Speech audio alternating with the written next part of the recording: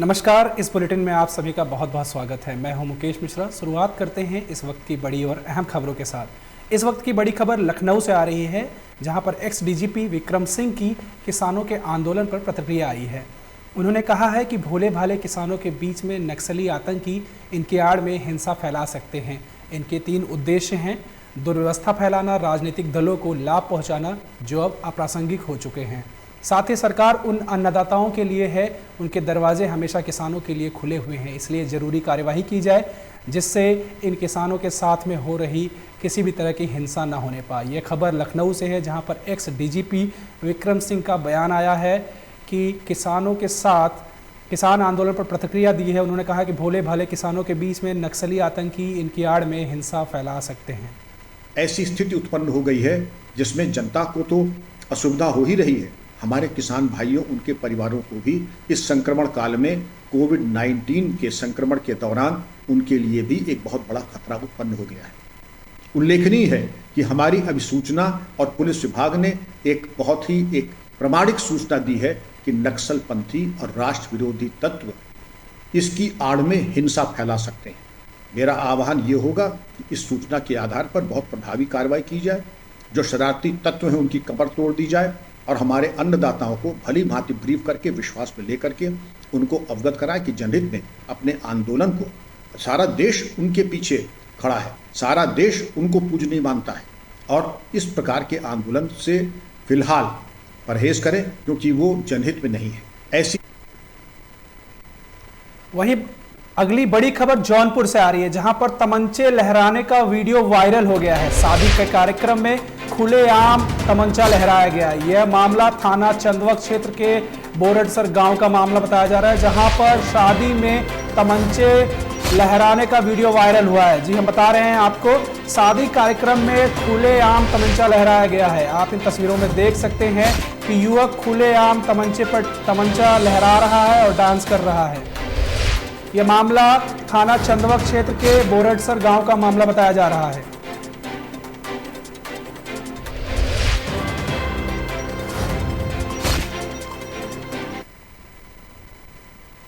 अगली बड़ी खबर प्रयागराज से आ रही है। प्रयागराज में किसान यूनियन के जरिए अब टोल प्लाजा और सभी सांसद सहित मंत्रियों को उनके घर पर लॉकडाउन कर प्रदर्शन करने का काम करेंगे। भारतीय किसान यूनियन के अध्यक्ष सनी शुक्ला ने कहा है कि दिल्ली की वार्ता के विफल हो जाने के बाद अब आंदोलन अपने दूसरे तरीकों से आगे बढ़ाया जाएगा। अब सभी पदाधिकारी अपने अपने इलाकों में के सांसद और मंत्रियों के साथ उनके घरों में लॉकडाउन करेंगे और टोल प्लाजा आदि को भी चक्का जाम करेंगे। अगली बड़ी खबर प्रयागराज से आ रही है, जहां पर किसान यूनियन के युवा अध्यक्ष सनी शुक्ला ने कहा है कि दिल्ली की वार्ता विफल हो जाने के बाद अब आंदोलन अपने दूसरे तरीकों से आगे बढ़ाया जाएगा। अब पदाधिकारी अपने इलाकों के सांसद और मंत्रियों को उनके घरों पर लॉकडाउन करेंगे और टोल प्लाजा आदि का भी चक्का जाम करेंगे। अभी तक तो शांतिपूर्वक धरना प्रदर्शन चलता रहा पूरे देश में। जो भी हम लोग अभी दिल्ली से कल आए और आकर के एक ही बात का हम लोगों को जो ऊपर से आदेश आया कि हम लोग अब जगह जगह टोल प्लाजा जाम करेंगे, विधायक सांसदों के घर का घेराव करेंगे। इस तरीके से हम लोग अब प्रदर्शन को आगे बढ़ाने का काम करेंगे। आंदोलन इससे प्रभावित नहीं हो रहा है, अगर नहीं हो रहा है तो आगे क्या मूवमेंट है? देखिए, अभी तक तो शांतिपूर्ण वार्ता चलती रही। सरकार से बराबर वार्ता, 6 बार वार्ता पूर्णता फेल हुई। सरकार का तानाशाही रवैया है, वो अडिग है अपने पर, वो दूर झुकने का नाम नहीं ले रही, वो किसानों की मांग मानने का नाम नहीं ले रही है। अब किसान आर पार के मूड में है, या तो हम रहेंगे और या तो हमारा बिल वापस किया जाएगा।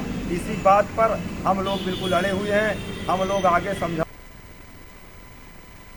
जौनपुर से आज की सबसे बड़ी खबर है कि शॉर्ट सर्किट की वजह से शॉपिंग मॉल में आग लग गई है। सूचना पाकर मौके पर फायर ब्रिगेड पहुंची है। नगर कोतवाली क्षेत्र के बदलापुर के पास का मामला बताया जा रहा है, जहां आपको बता रहे हैं शॉर्ट सर्किट की वजह से शॉपिंग मॉल में आग लगी है। सूचना पाकर मौके पर फायर ब्रिगेड पहुंच गई है और उन्होंने आग पर काबू भी पा लिया है। यह मामला नगर कोतवाली क्षेत्र के बदलापुर के पास का मामला बताया जा रहा है, जहां पर शॉर्ट सर्किट की वजह से शॉपिंग मॉल में आग लगी है।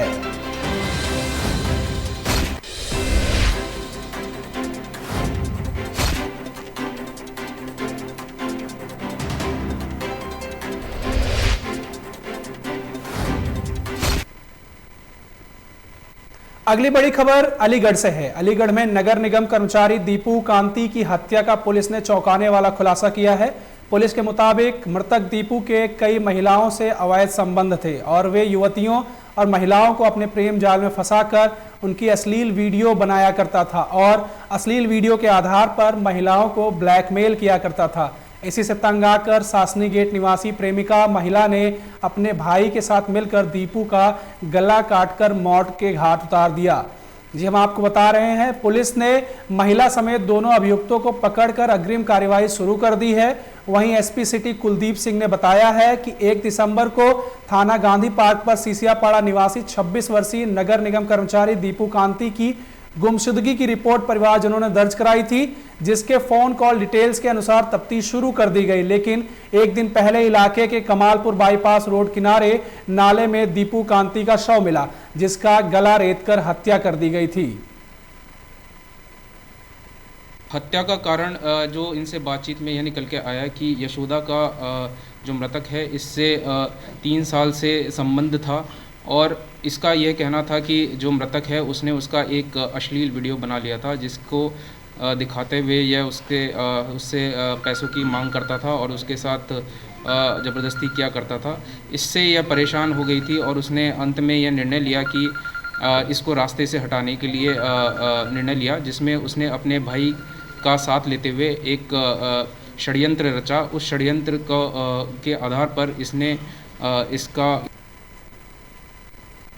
वहीं अगली बड़ी खबर प्रयागराज से आ रही है, जहां पर यूपी सरकार के जरिए ऑपरेशन नेस्तनाबूद चलाया जा रहा है, जिसके चलते माफियाओं, बाहुबलियों और दूसरे अपराधियों में इस कदर खौफ पैदा हो गया है कि वे अपने अवैध निर्माणों पर खुद ही हथौड़ा चलवाकर उसे तुड़वाने में लगे हैं। सरकार का खौफ खाने वाला बाहुबलियों में भदोही के विधायक विजय मिश्रा का नाम भी शामिल है, जो प्रयागराज के अपने कॉम्प्लेक्स को पूरी तरह ध्वस्त होने से बचाने के लिए उसके ऊपर 2 मंजिलों को खुद ही गिरवाने लगे हैं।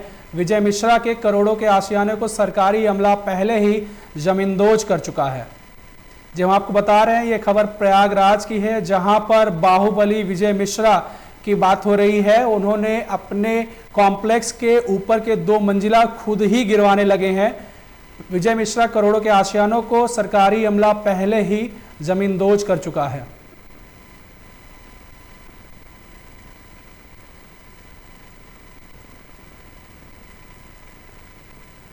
हम आदमी जो है लगभग 15-16 आदमी डेली मेरे काम कर रहे हैं और दूसरी बात है सुरक्षा की दृष्टि से पूरा बेल्ट जो है लगा के काम करा रहे हैं, क्योंकि टोटल आरटीसी वर्क है, पूरा तोड़ने में समय लग रहा है और फिर भी कम से कम अभी जो है मेरे अबाउट 1.5 महीना तक लग जाएगा। जी हाँ, कुछ अपराधी मेरे संज्ञान में है, वो लोग खुद ही अपना मकान खुद ही डिमोलिश करवा रहे हैं। क्या इसकी वजह लग रही है? इसकी वजह ये है कि अगर वो लोग नहीं कराएंगे तो हम लोग फोर्सफुली हम लोग खुद डिमोलिश करा देंगे। मतलब जो सरकारी अमले की सक्रियता है उससे डर ये राज्य सरकार एक मैसेज दे रही है कि वो माफिया, अपराधी और इन लोगों को कठोर। वहीं अगली बड़ी खबर जौनपुर से है, जहां पर शिकायत लेकर पहुंचे फरियादी की मुंशी ने पिटाई कर दी है। पीड़ित ने मुंशी सूर्यकांत पटेल पर आरोप लगाया है। 5,000 की रिश्वत मांगने का भी आरोप लगाया गया। पीड़ित युवक ने मुंशी पर मारपीट का भी आरोप लगाया है। सुरेरी थाना क्षेत्र के जगदीशपुर का रहने वाला है युवक। ये खबर जौनपुर से है, हम आपको बता रहे हैं। जौनपुर से युवक शिकायत लेकर पहुंचा था और मुंशी ने उसकी पिटाई कर दी। पीड़ित ने मुंशी सूर्यकांत पटेल पर आरोप लगाए हैं। 5,000 की रिश्वत मांगने का भी आरोप है, साथ ही मारपीट का भी आरोप लगाया गया है। यह घटना सुरेरी थाना क्षेत्र के जगदीशपुर का बताया जा रहा है और युवक भी वहीं का रहने वाला है।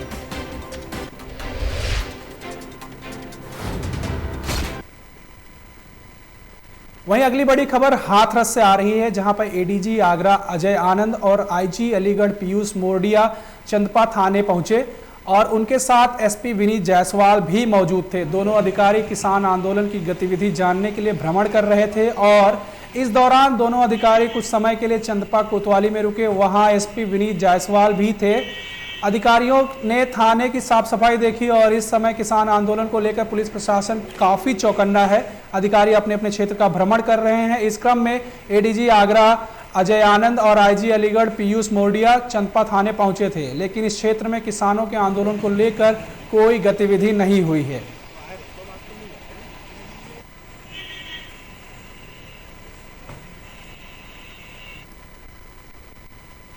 वहीं अगली बड़ी खबर अंबेडकर नगर से आ रही है, जहां पर भ्रष्टाचार का असर दिखने लगा है। घाघरा नदी पर कई जिलों को जोड़ने वाला पुल टूट चुका है, उसमें होल बन चुका है, कई जगह और भी टूट चुका है। पुल 2015 में हुआ था इसका निर्माण और इसका उद्घाटन भी 2015 में हुआ था। पुल से आने जाने पर रोक लगी है, पुल से गुजरते हैं रोजाना हजारों वाहन। यह घटना अंबेडकर नगर की बताई जा रही है, जहां पर भ्रष्टाचार का असर साफ साफ दिखने लगा है। घाघरा नदी को कई जिलों से जोड़ने वाला पुल जिस पर होल हो गया है और ये टूट भी चुका है कई जगहों से, इस पर से रोजाना हजारों गाड़ियां गुजरती हैं।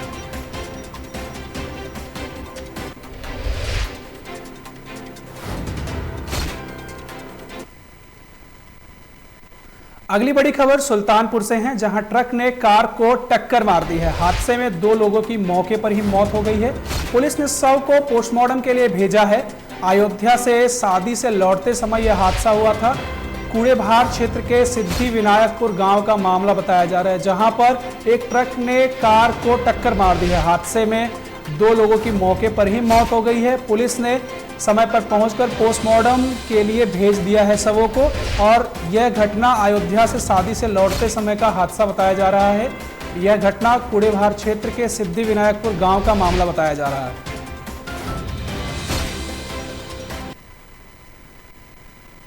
अगली बड़ी खबर बरेली से है, जहां पर बरेली के आयुष ने पूरी दुनिया में देश का नाम रोशन किया है। आयुष ने अफ्रीका की सबसे ऊंची पर्वत चोटी किलिमंजारो पर तिरंगा फहराया है, जो कि हमारे देश के लिए बहुत ही गर्व की बात है। और लॉकडाउन के बाद आयुष पहले भारतीय हैं जो किलिमंजारो पर फतेह हासिल की है।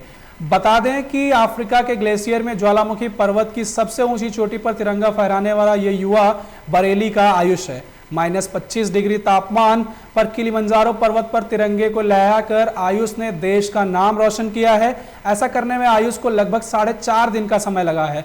आयुष के मुताबिक अपने लक्ष्य को पूरा करने के लिए वो 24 घंटे में सिर्फ 3 से 4 घंटे ही सोया करते थे। बर्फीला रास्ता और जानलेवा सर्द हवा के जूझते हुए आयुष ने लक्ष्य को प्राप्त किया। किलिमंजारो पर्वत की ऊंचाई 5895 मीटर है। साथ ही आयुष ने देश के सबसे कम उम्र में स्टॉप कांगड़ी शिखर पर चढ़ाई करने का रिकॉर्ड भी अपने नाम किया है, जिसके लिए गिनीज बुक में भी इनका स्थान है। भीषण परिस्थितियां तो थी, लेकिन जैसे ही हाथ में तिरंगा आया ना, तो सारी जो तकलीफें थी, जो दर्द हो रहा था, बॉडी पेन कर रही थी, स्ट्रेस था, वो सब 2 मिनट में चला गया। और जब जैसे ही तिरंगा हाथ में आया और मैं उसको आगे लेके बढ़ा, तो बस यही था कि आगे तक लेके जाना है और इसको वो स्थान मिलना चाहिए जो ये डिज़र्व करता है, क्योंकि तिरंगा हमेशा साथ में था। इसको हमेशा अपने पास रखता था मैं, और बस यही जहन में रहता था कि इसको कैसे आगे लेके जाना है। और अफ्रीका की हाईएस्ट पीक। कुशीनगर से अगली बड़ी खबर है, जहां पर 2 बाइकों की आपस में टक्कर हो गई और हादसे में 3 लोगों की मौके पर मौत हो गई। एक युवक घायल था, जिसे पुलिस ने अस्पताल में भर्ती करवाया है। पुलिस ने शव को पोस्टमार्टम के लिए भेज दिया है। पडरौना कोतवाली क्षेत्र के बावली चौक की घटना बताई जा रही है, जहां पर 2 बाइक सवारों की आपस में टक्कर हुई है। इस हादसे में 3 लोगों की मौत हो गई है। एक युवक घायल हुआ था, जिसको पुलिस ने अस्पताल में भर्ती कराया है। पुलिस ने शव को पोस्टमार्टम के लिए भेज दिया है। यह घटना पडरौना कोतवाली क्षेत्र के बावली चौक की घटना बताई जा रही है।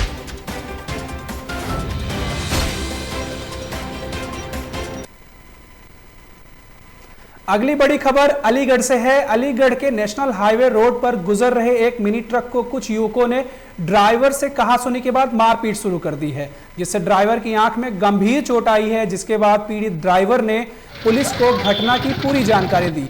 वहीं घटना की लाइव वीडियो वायरल होने पर पुलिस ने आरोपियों के खिलाफ मिनी ट्रक चालक से तहरीर पर कार्यवाही शुरू कर दी है। जी, हम आपको बता रहे हैं, यह घटना अलीगढ़ के नेशनल हाईवे की है, जहां पर एक मिनी ट्रक के चालक को कुछ युवकों ने रोककर कहासुनी के बाद मारपीट शुरू कर दी है, जिसकी वजह से ड्राइवर की आंख में गंभीर चोट आई है। जिसके बाद पीड़ित ड्राइवर ने पुलिस को इस घटना की पूरी जानकारी दी और तहरीर कराई, जिसके खिलाफ पुलिस ने कार्यवाही शुरू कर दी है।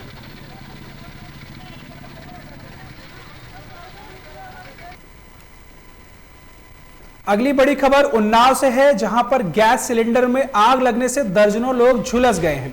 आग लगने से करीब 40 लोग बुरी तरह से झुलसे हैं। आनन फानन में घायलों को अस्पताल में भर्ती कराया गया है। मौके पर पहुंची फायर ब्रिगेड की गाड़ी ने आग पर काबू पा लिया है।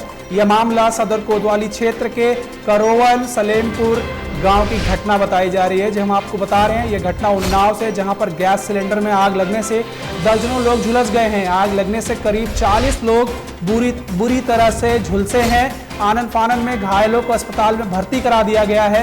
मौके पर फायर ब्रिगेड पहुंच गई थी, जिसने आग पर जल्द ही काबू पा लिया था। यह घटना सदर कोतवाली क्षेत्र के करोवल सलेमपुर गांव की घटना बताई जा रही है।